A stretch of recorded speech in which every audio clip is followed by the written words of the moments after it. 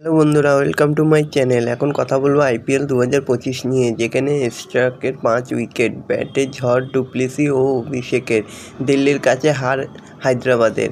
Lucknow super জায়ান্টসের পর এবার দিল্লি ক্যাপিটালসের কাছেও হেরে গেল সানরাইজ হায়দ্রাবাদ। অন্যদিকে আইপিএলের দ্বিতীয় জয় তুলে নিল অক্ষয় প্যাটেলের দিল্লি। তো বন্ধুরা, এরকমই সব খেলার খবর প্রতিনিয়ত জানতে হলে চ্যানেলটিকে অতি শীঘ্রই লাইক, কমেন্ট, সাবস্ক্রাইব করতে ভুলো না। আইপিএলের লড়াইয়ে দিল্লি ক্যাপিটালসের কাছে 7 উইকেটে হেরে গেল সানরাইজ হায়দ্রাবাদ।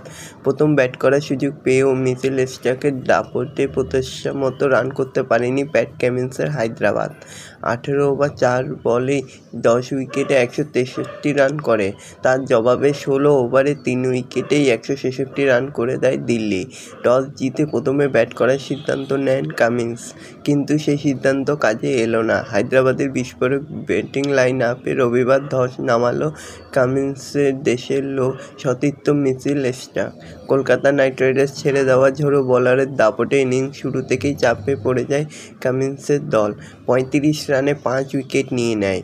তো বন্ধুরা, এরকমই সব আইপিএলের খবর প্রতিনিয়ত জানতে হলে চ্যানেলটিকে অতি শীঘ্রই লাইক, কমেন্ট, সাবস্ক্রাইব করতে ভুলো না। ধন্যবাদ সবাইকে।